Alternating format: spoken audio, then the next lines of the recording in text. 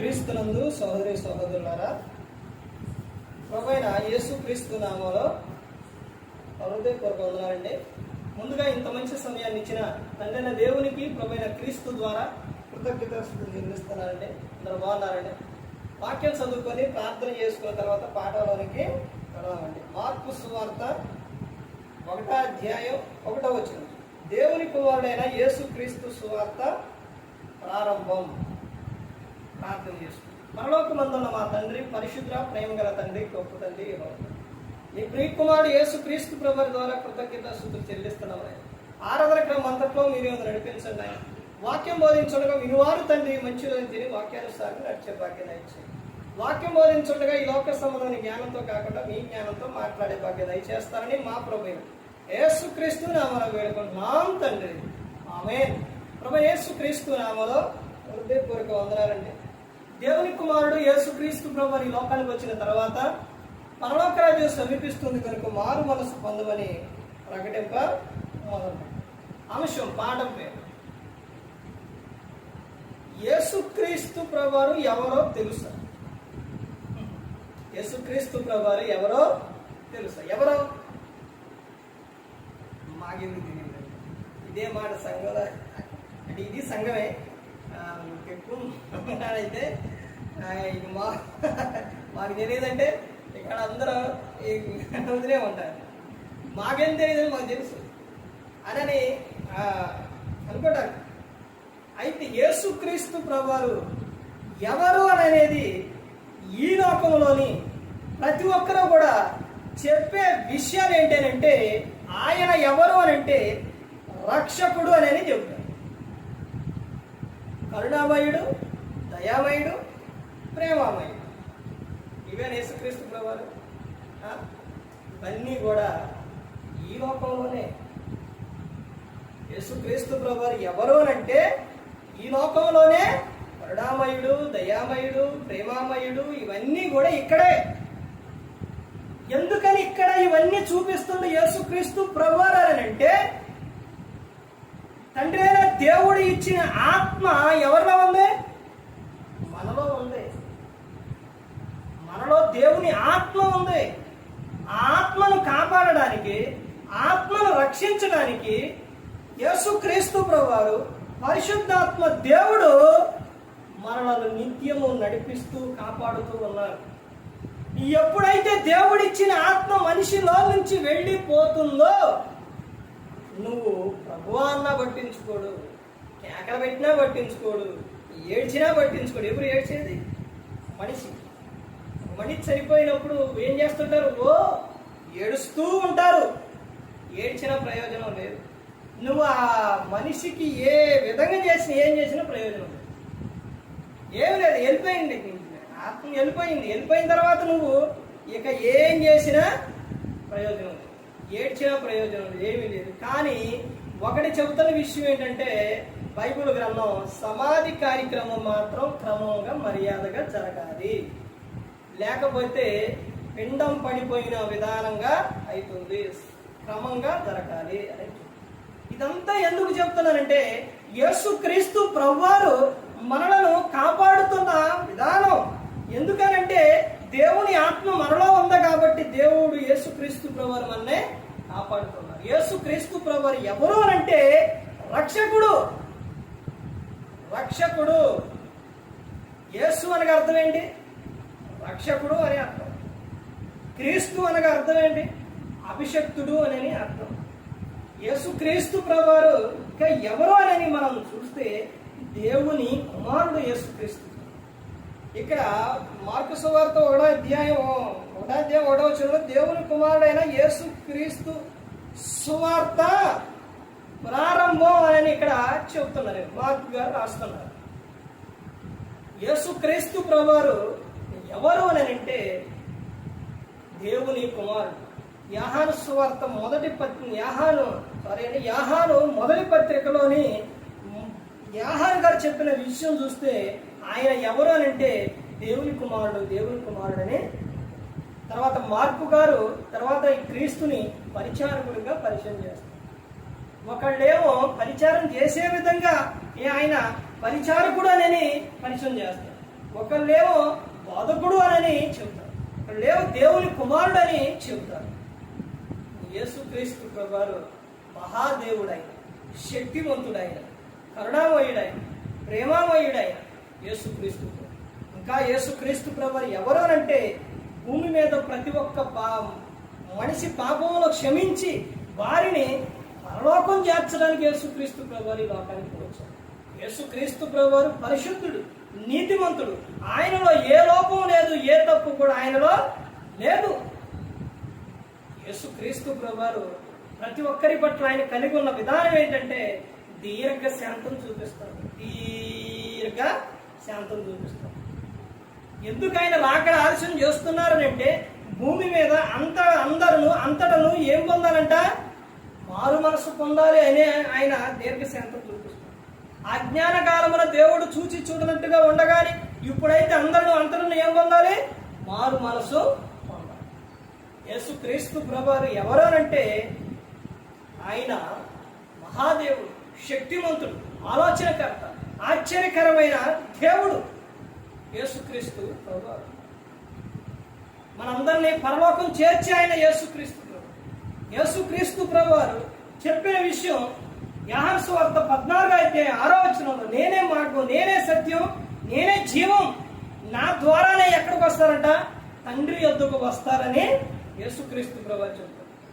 యేసుక్రీస్తు ప్రభువారు లేక తండ్రి యొద్దకు ఎలా వెళ్తాం? దేవునికి నరునికి మధ్యవర్తి ఎవరు? యేసుక్రీస్తు ప్రభువారు. పాత నిబంధన కాలంలో ఆ రోజున ఇశ్రాయేలులు తప్పు చేస్తే శిక్ష వెంబడే వచ్చేది. మరి ఈ రోజున మనిషి తప్పు చేస్తే శిక్ష ఎమ్మటనే రావట్లేదు. కారణం ఏంటంటే మన మధ్య దేవునికి మనకు మధ్యలో ఎవరున్నారు? యేసుక్రీస్తు ప్రభువారు. అందుకే శిక్ష వెంటనే రావట్లేదు మనిషికి. కానీ మనిషి తప్పు చేసినప్పుడు దానికనేది పశ్చాత్తాపడకపోతే శిక్ష మాత్రం ప్రతి ఒక్కరిని పరలోకం చేర్చాలని యేసుక్రీస్తు ప్రభువారు ఈ లోకానికి. ఆయన ఇంకా ఎవరంటే ఆది సంభూతుడు యేసుక్రీస్తు ప్రభువారు. ఈ ఆది సంభూతుడు ఆయనకున్న శక్తి, ఆయనకున్న పవరు ఎలాంటివేనంటే చనిపోయిన వారిని ఎంతో మందిని ఆయన లేపి ఉన్నారు. కుష్ఠరోగులను స్వస్థపరిచారు, కళ్ళు లేని వారికి కళ్ళు ఇచ్చారు యేసుక్రీస్తు ప్రభువారు. తర్వాత ఎవరో రక్తస్రావం కలిగే స్త్రీ ఆయన ముట్టంగానే ఆమె రక్తధార కట్టింది. ఇట్లా యేసుక్రీస్తు ప్రభువారు ఎన్నో అద్భుతాలు, ఆశ్చర్యకార్యాలు యేసుక్రీస్తు ప్రభువారు ఈ లోకంలో చేశారు. ఒక వ్యక్తిని రక్షించే విధంగా యేసుక్రీస్తు ప్రభువారు పరలోక సంబంధమైన విషయాలు యేసుక్రీస్తు ప్రభువారు చెప్పారు. ఇలా చెప్పుకుంటూ వెళితే గ్రంథంలో యేసుక్రీస్తు ప్రభువారు చాలా విషయాలు ఆయన గురించి తెలియాలి అని అంటే, ఆయన ఎవరు ఏంటి అన్న తెలియాలి అని అంటే యెషయా గ్రంథంలో ఉంటుంది. తర్వాత మత్తయి, మార్కు, లోక, యోహాను సువార్తలు చదివితే స్పష్టంగా ఆయన గురించి. ఎందుకనంటే ప్రతి ఒక్కరూ క్రీస్తుని గురించి తెలుసుకోవాలి. మన రక్షించేది ఆయన, మన కాపాడేది ఆయన, మన పరలోకం చేర్చేది ఆయన, మనల్ని పోషించేది ఆయన యేసుక్రీస్తు ప్రభువారు. ఏ ఒక్కరూ మనల్ని కాపాడరు. ఒక సందర్భంలో నేను ఒకసారి అంటే మారక ముందు ఒక పెద్ద హీరో సినిమాకి వెళ్ళాను. మీకు చెప్పాను అనుకుండా వెళ్ళిన తర్వాత లోపలికి వెళ్ళిన తర్వాత ఇలా చేయి పెడితే అప్పుడు టక్కన వెళ్ళి కొట్టారు.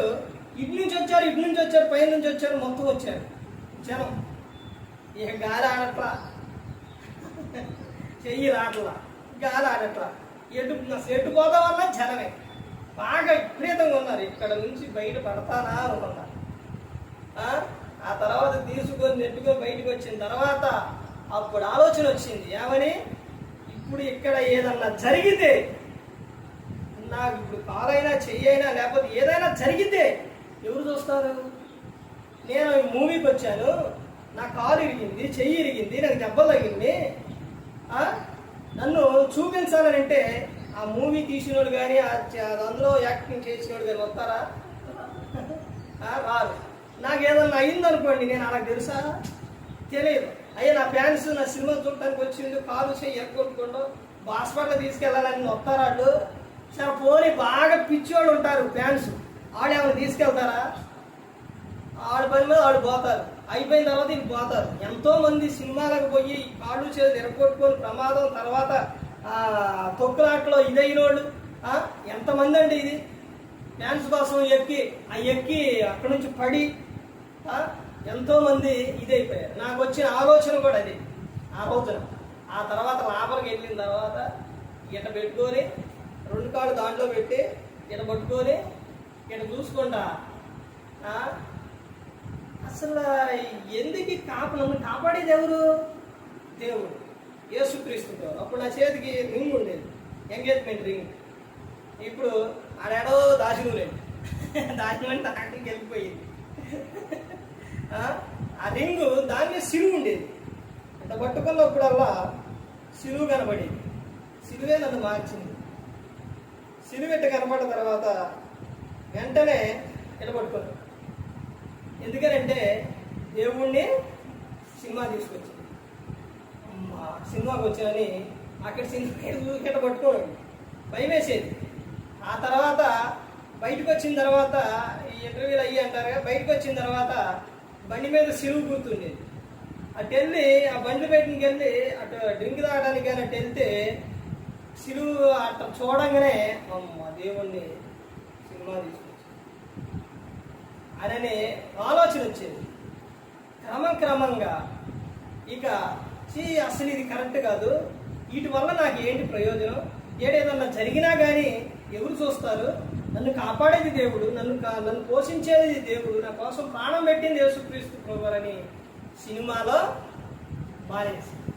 ఆ తర్వాత విద్యానగరంలోని కూడిక జరిగిన తర్వాత ఆ నైటు దేవుని గురించి చక్కగా చెప్పుకున్నాం, చక్కగా మాట్లాడుతాం అన్నప్పుడు ఆడ నుంచి వచ్చినప్పుడు ఫోన్ అప్పుడు ఎంత ఉండేవి, చిన్న ఫోన్లు, కిచడ ఫోన్లు అని ఆ ఫోన్లు ఉండేవి. ఆ ఫోన్లో సినిమా పాటలు ఉండేవి. బస్సు ఎక్కిన తర్వాత ఆ సినిమా పాటలు మొత్తం డిలీట్ చేశారు. అసలు ఇవి ఉండకూడదని.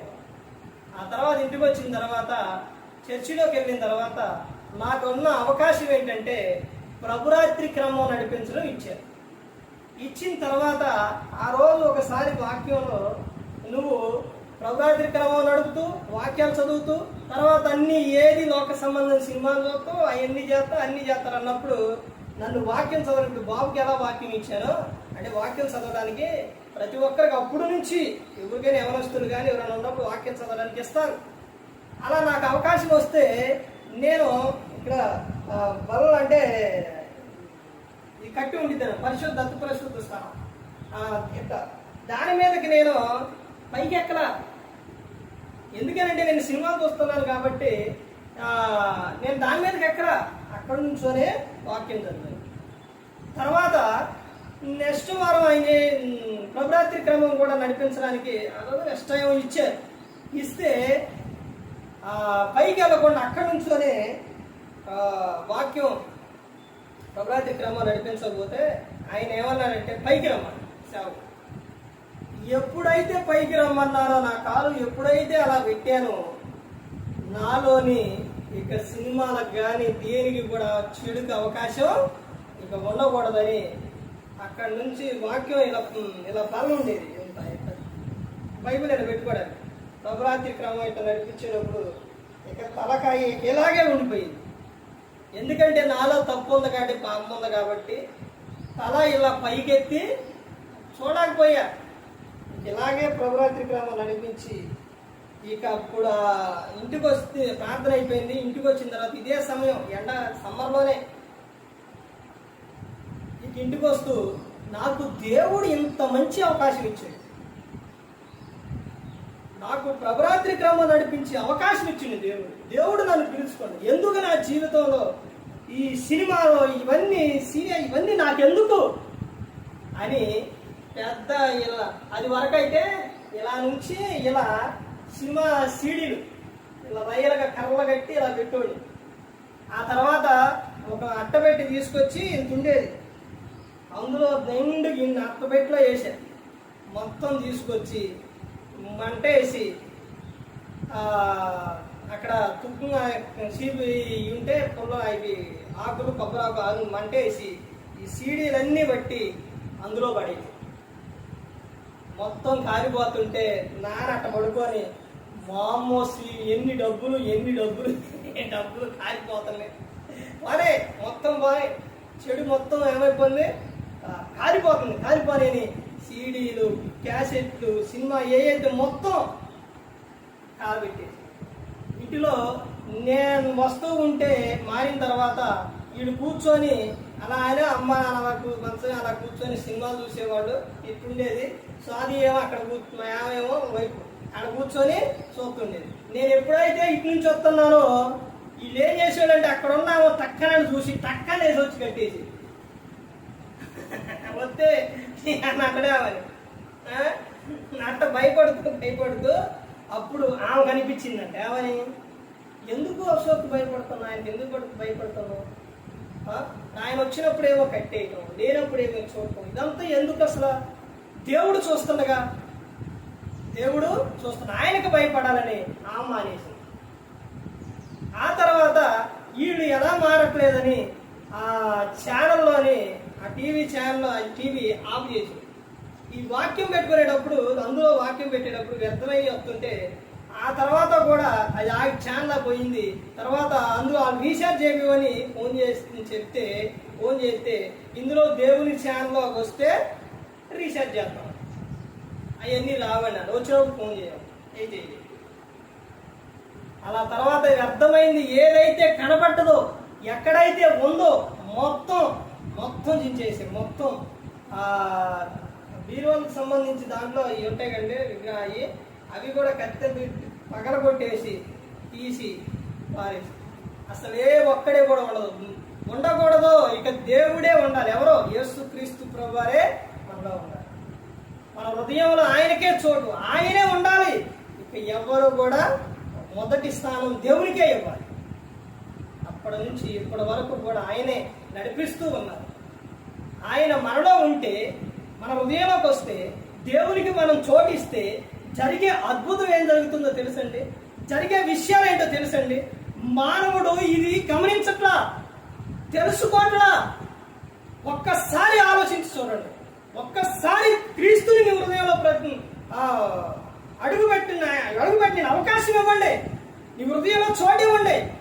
ఎలాంటి అద్భుతం జరుగుతుందంటే, పేతురు గారు ఈ పడవ ఉంది, చేపలు పట్టే పడవ, అది చేపలు పట్టేవాడు. ఆ పడవలోని యేసుక్రీస్తు ప్రభువారు, పేతురు నీ పడవలో కొంచెం చోటు ఇవ్వండి అంటే ఎక్క అవకాశం ఇవ్వండి. ఆ పడవ ఎక్కండి యేసుక్రీస్తు ప్రభు. వాళ్ళు చేపలు పట్టేవాడు. పడవ వెళ్తూ ఉంది, సువార్త వెళ్తూ ఉంది. వెళ్తున్న తర్వాత వీడు చేపలు పట్టేవాడు. అయితే యేసుక్రీస్తు ప్రభు అందులో ఉన్నారుగా, వీడు చేపలు పట్టాలి, చేపలు పడట్లా అది వరకే.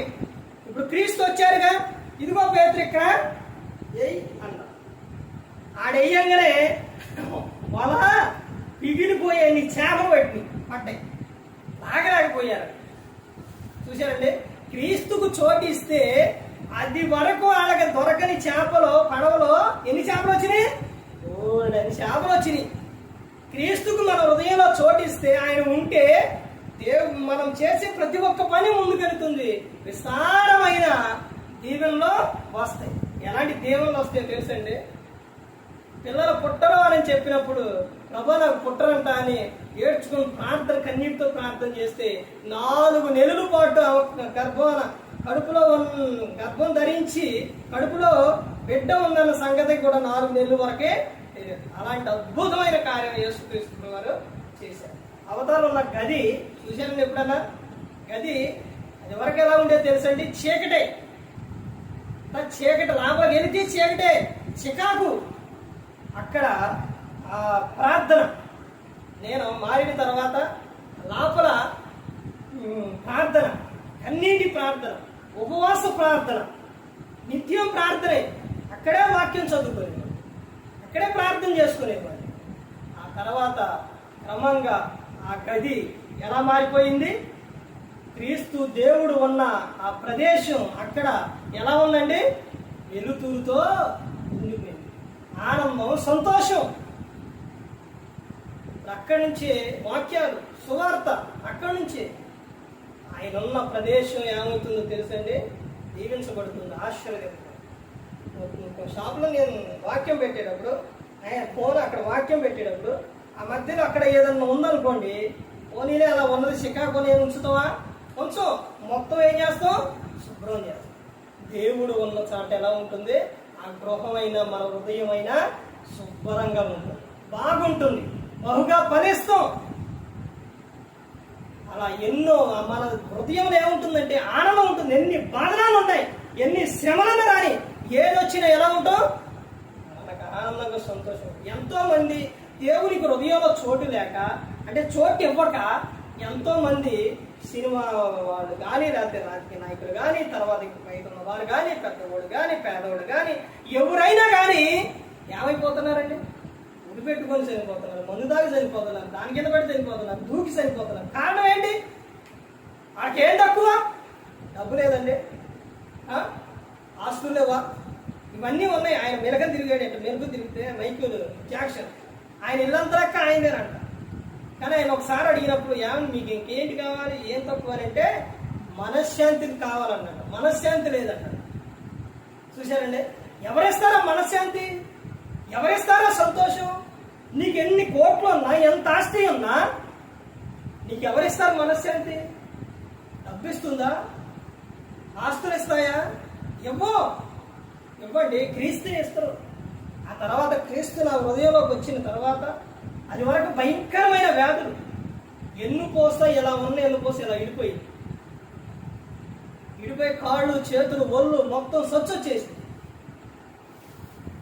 ఆయనే స్వస్థపరిచారు. ఆ తర్వాత 24 గంటల ఆపరేషన్, అందులో కూడా ఆయనే కాపాడారు. పిల్లలు పుట్రా అన్నారు, ఆయనే ఇచ్చిండు బహుమానం. దేవుడు గర్భంలో ఆయన ఇచ్చు బహుమానం ఆయనే ఇచ్చాడు. ఆ తర్వాత హైపర్ థైరాయిడ్ అన్నారు, ఆడికి వెళితే ఏమీ లేదు, నో మెడిసిన్ అని ఇచ్చేసాడు. ప్రతి ఒక్కటే షుగర్ కానీ, బీపీ కానీ, ఏదైనా చూస్తే ఏమీ లేవయ్యా, నీకేమీ లేవు. ప్రతి ఒక్కరూ ఎక్కడికి వెళ్ళినా కానీ ఇది చూపిస్తే, ఎందుకనంటే ఏమంటారంటే తాత పారంపర్యం అయ్యాయి ఏమంటారుగా ఆడకున్నాయని, అవి చూపిస్తే లేదయ్యా. స్టార్టింగ్ అంటారు, అది లేదయ్యా, రాబోతున్నాను అసలు లేదు. ఇక ఆ విషయం అసలు ఎంత ఇదిగా చెప్తున్నారంటే కారణం ఏంటి? క్రీస్తుకి మన హృదయంలో చోటు. ఆయన్ని విశ్వసించాలంటే, నమ్మాలంటే నామకార్థంగా కాదండి. కొంతసేపు దేవుడు, కొద్దిసేపు సగం దేవుడు, సగం లోకం అంటే అలా కుదరదు. పూర్తిగా ఆయనకే చోటు. భర్తకు భార్య ఎలా సగంగా ఉంటే భర్త ఊకుండా పూర్తిగా భర్తకే ఉండాలి, పూర్తిగా భార్యకే ఉండాలి. అంతేనండి. అలా ఉంటేనే భార్య భర్త వాళ్ళిద్దరూ కూడా ఆనందంగా ఉంటారు, ఏదైనా కలిసి వస్తుంది. అలాగే దేవునికి కూడా మన భర్త ఎవరు? మనం ఎవరంటే వధువులు, మనందరం వధువులు, సంఘం వధువు. భర్త ఎవరు? యేసుక్రీస్తు ప్రభువారు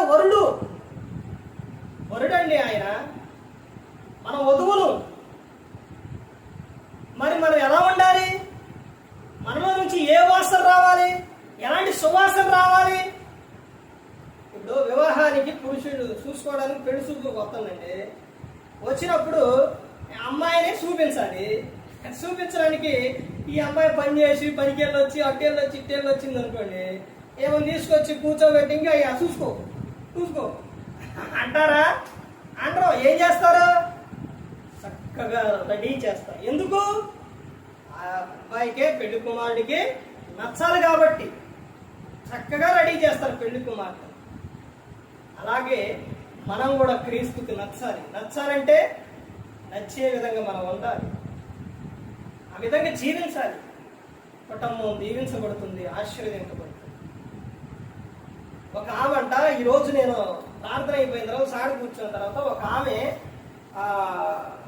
అమ్మగారు ఫోన్లో చూపించారు, రియల్గా జరిగిన విషయం. హాస్పిటల్ అంట, కుమారుడికి భర్త ఏమో వదిలిపెట్టడం జరిగిందంట. కుమారుడు బాగా అనారోగ్యం పాలైంది. అయితే హాస్పిటల్ తీసుకెళ్తే 1,20,000 అయితే అన్నారు. ఇక 1,20,000 ఎక్కడ తేవాలి అనేది ఏ ఆధారం లేక ఆ హాస్పిటల్లోనే సాయంత్రం చెబితే సాయంత్రం మోకాళ్ళు వేసి మరలా రేపు ఉదయం వరకే ప్రార్థన చేస్తూనే ఉందంట. అన్నిటితోనే ఆమె ప్రార్థన చేస్తూనే ఉందంట. ఉదయం తెల్లారేసరికి ఆ రోజు డాక్టర్ గారు వాళ్ళ అమ్మ చనిపోయిన రోజు అంట, జ్ఞాపకార్థ రోజు అంటే చనిపోయిన ఆ రోజు ఆయన ఏం చేశాడు, ఒక నిర్ణయం తీసుకున్నాడు. ఏంటంటే ఈ రోజు మా అమ్మగారు చనిపోయిన రోజు కాబట్టి ఏ ఒక్కరికైనా కానీ నేను ఫ్రీ ట్రీట్మెంట్ చేస్తానని అనుకున్నాను. అప్పుడు ఏం గురించి చెబితే ఆయన వెళ్ళి చెప్పాడంట, ఆ డాక్టర్ అక్కడ ఉన్న వాళ్ళకి ఆ ₹1 కూడా ఇవ్వాల్సిన పని లేదు, వాళ్ళ బాబుకి నేను ఫ్రీగా ట్రీట్మెంట్ చేస్తాను. అమ్మ జ్ఞాపకార్థంగా నేను ఫ్రీగా ఈరోజు ఒకళ్ళకి ఎంతైనా కానీ నేను ట్రీట్మెంట్ చేస్తానని చెప్పాడు. అది అవకాశం ఎవరికి వచ్చింది?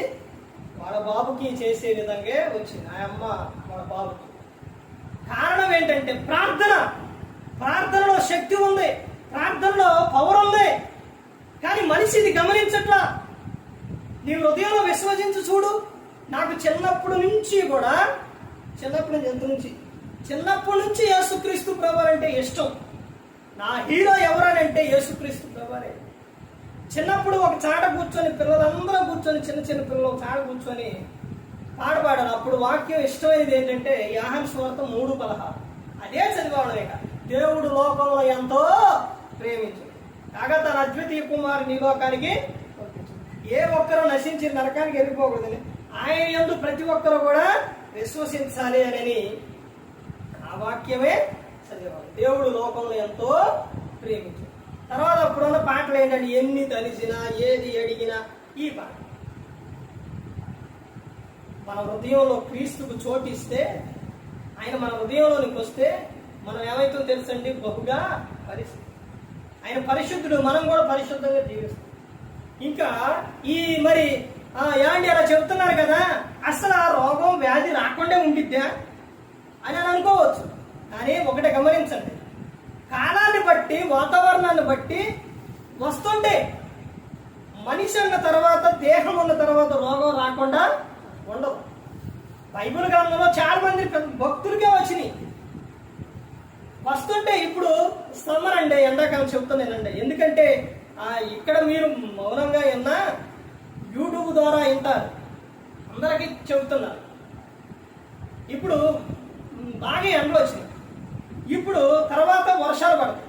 ఆ వర్షానికి వేడి తెస్తుంది. మనం తాగే నీరు ఇప్పుడు కూలింగ్ వాటర్ తాగుతాం. ఇందులో నుంచి మనకు కొంచెం జ్వరం రావచ్చు, లేదా ఇతను కొంచెం అనారోగ్యం రావచ్చు.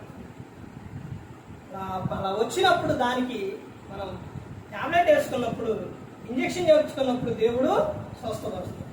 ఇలాంటి చిన్నవి అనేది రాకుండా వచ్చినా కానీ దేవుడు ఏం చేస్తాడు, స్వస్థపరుస్తాడు. నాన్నగారి జీవితంలో జరిగిన విషయం ఇదేనండి. ప్రతి ఒక్కరు గమనించుకొని ఈ రోజున నువ్వు క్రీస్తు యొద్దకు వచ్చి ఆరాధన ఉండకుండా, కూడికి ఉండకుండా వెళ్ళిపోతున్నావు, లేదా దేవుడు మాట అంటే లెక్క లేకుండా చేస్తున్నారేమో ప్రతి ఒక్కరూ గమనించుకోవాలి. నాన్నగారికి చెప్పిన విషయంలోనే నాన్న చుట్ట తాగకూడదు అని చెప్పాను. నేను మానమో అన్న, మానిపించాను. కూతురు మాట్లాడకూడదు అన్న, నేను మానమో. దేవుడు నాకేం చేసిన, దేవునితో పెట్టుకోకూడదు. దేవుడు శక్తివంతుడు, కాపాడే ఆయనకు కోపం పుట్టించకూడదు అని నేను చెప్పినా కానీ వినలేదు. ఈ రోజున చూశారండి ఎలాంటి పరిస్థితులు. ఇప్పుడు చెబుతున్న ఆయన సాక్ష్యం, ఆయనే చెబుతున్న నాన్నగారు, దేవుడు నన్ను బ్రతికిచ్చిండు, చనిపోవలసిన వాడిని నన్ను బ్రతికిచ్చిండు. ఎందుకు నిన్ను బ్రతికిచ్చిండు అని అంటే నాన్నగారు చాలా మంచివాడు, వ్యక్తిగతంగా చాలా మంచివాడు. తర్వాత తల్లిదండ్రిని చూసే విషయంలో చాలా మంచివాడు. తాతనే మా అమ్మనే నాన్న చూసినంత విధంగా 15 సంవత్సరాలు మా అమ్మ పడలేదు, చూసినంత విధంగా ఎవ్వరూ చూడలేదు. అంత బాగా చూశాడు చక్కగా. ఇప్పుడు తల్లిదండ్రుల విషయాల్లో తల్లిదండ్రుల్ని సన్మానిస్తే, తల్లిదండ్రులు చూస్తే ఏం జరుగుతుందని చెప్పి దేవుడు చెప్పారని ఏమని, భూమి మీద మీరు దీర్ఘాయుష్మంతులుగా ఉండాలని తండ్రిని ఏం చేయాలి? సన్మానించాలి. వారి మాట వినాలి, వాడిని మంచిగా చూడాలనుకుంటారు. అప్పుడు నీకేం పెరుగుతుంది? ఆయుష్కాలం, దీర్ఘాయుష్కాలం పెరుగుతుంది అన్నాడు. అలాగే ఇన్ని మంచిగా ఉండి, ఇంత మంచిగా ఉన్న నీవు ఆ ధూమపానం చేస్తూ, బూతులు మాట్లాడుతూ, ఇష్టానుసారంగా ఉంటే సడనంగా ఈ లోకం విడిస్తే నరకానికి వెళ్ళిపోతాడు. యేసుక్రీస్తు ప్రభువు వస్తే నరకానికి వెళ్ళిపోతాడు. అది దేవునికి ఇష్టం లేదు. దేవునికి ఇష్టం లేదు. నువ్వు దేవుని పని విషయాల్లో ఇంకో విషయం ఏంటంటే, నాన్నగారు ఇది నాకు తెలుసు, నాన్నగారు ఒకసారి అందరూ కూడా నాయకులు వస్తున్నారని సేవకులు వాక్యం చెబుతుంటే ఎంతసేపు చెప్తారు. కానీ అంటే నాన్న లెగిసి ఏంటి మీరు మాట్లాడేది? ఆడ వాక్యం చెబుతుంటే ఏంటి మీరు మాట్లాడేది? ఆగరా మీరు అని అన్నప్పుడు వాళ్ళు అరిచారు. అంటే వాక్యం అక్కడ సేవకునికి, అంటే ముందు దేవునికి, సేవకునికి అంటే వాక్యం ఆడి చెబుతున్నారు, మీరు తొందర పెట్టొద్దు అని దేవుని పక్షాన నాన్న మాట్లాడారు. స్వార్థ విషయంలో ఒకసారి నాన్న చెప్తున్నప్పుడు, స్వార్థ మానైతే నీకే ప్రమాదం ఉంది. డైలీ నాన్న మందిరానికి వెళ్ళేవారు. ఆదివారం చేపల వెళ్ళి తొందరగా అవి వస్తే మందిరానికి వెళ్ళేవారు. ఇలాంటిగా ఉన్న ఆయన చెడు లక్షణాలు ఉంటే లోకం విడిస్తే ఎక్కడికి వెళ్ళిపోతారు? నరకానికి వెళ్ళిపోతారు. అలా వెళ్ళిపోవటం ఇష్టం లేదు కాబట్టి దేవుడు ఏం చేసిండు? వాళ్ళు మారటానికి, మార్పు చెందడానికి దేవుడు ఆ విధంగా చేసిండు. వ్యాధి చేత మనసుని ఎక్కిచ్చేది ఎందుకనంటే మన మంచి కోసమే, మన మార్పు కోసమే, మన క్షేమం కోసమే. అందరూ అనుకుంటారు దేవుడు నమ్ముకుంటే ఇదే జరిగింది, ప్రార్థన చేసేవాడు ఇది జరిగింది. ఏదన్నా ఒక లోపం ఉంటే మా సేవకుడు చెప్పినప్పుడు ప్రతి ఒక్కరు కూడా వినాలండి. సేవకుడు చెప్పిండంటే అది సేవకుడు చెప్పింది మాట కాదు. మత్తయి 10:20 మీ తండ్రి ఆత్మ మీలో ఉండి మాట్లాడుచున్నాడే కానీ మాట్లాడేది మీరు కాదు. ఎవరిలో ఏ లోపం అయితే ఉందో వారిని సరిచేయడానికి ఎవరు మాట్లాడతారు? దేవుడు.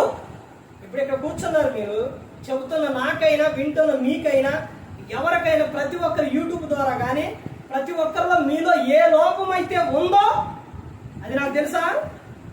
అది తెలుసండి? తెలీదు. ఎవరికి తెలుసు? దేవునికి తెలుసు. దేవుడు సేవకుని ద్వారా ఏం చేస్తారో చెప్పిస్తున్నా మాట. అప్పుడు నువ్వేం చేయాలి? మారాలి, మార్పు చెందాలి. మారకపోతే ఆయన దగ్గరకు వెళితే ఆయనే యాక్షన్ తీసుకుంటే జీవము గల దేవుని చేతిలో పడుట భయంకరం. ఆయన్నే మానిపించాలంటే బెడ్డెక్కితం. సేవకుడు చెప్పినప్పుడు, దేవుడు సేవకుని ద్వారా చెప్పించినప్పుడు నువ్వు వింటే బాగుంటావు. అర్థమవుతుందండి? అందుకని ప్రతి ఒక్కరు గమనించుకోవాలి. యేసుక్రీస్తు ప్రభువు ఎవరోనంటే రక్షకుడు. ఎవరో ఇక్కడ రక్షకుడు. ఆయన మాట వింటే రక్షకుడు, వినకపోతే శిక్షకుడు. ఈ లోకం విడిచినప్పుడు యోధా గోత్రపు సింహంలాగా కనబడతాడు. ఇక్కడ గొర్రెపిల్ల స్వభావంతో తగ్గించుకొని ఉన్నారు. మన ఈ లోకం విడిచిన తర్వాత ఆయన అప్పుడు కనబడతారు ఎలా? యోధా గోత్రపు సింహం. ఆయన పవర్ ఏంటి అక్కడ కనబడతాడు. అప్పుడు శిక్షకుడుగా కనబడతాడు ఇక్కడ. అందుకని ప్రతి ఒక్కరు కూడా ఆయన విశ్వసించాలి. ఆయన యందు భయభక్తులు కలిగి ఉండాలి. ఏ ఒక్కరు కూడా నశించి నరకానికి వెళ్ళిపోకూడదని యేసుక్రీస్తు ప్రభువు ఈ లోకానికి వచ్చి మనందరి కోసం శిలువలో తన ప్రాణాన్ని పెట్టి ఉన్నారు. మరి ఈ విధంగా నిలబెట్టి మాట్లాడించిన తండ్రి దేవునికి కృతజ్ఞతలు చెల్లిస్తూ, ఇంతవరకు శ్రద్ధగా ఉన్న మీకు ప్రభు పేరున హృదయపూర్వక చెల్లిస్తూ మాట ముగిస్తున్న అందరికీ ఉన్నారు.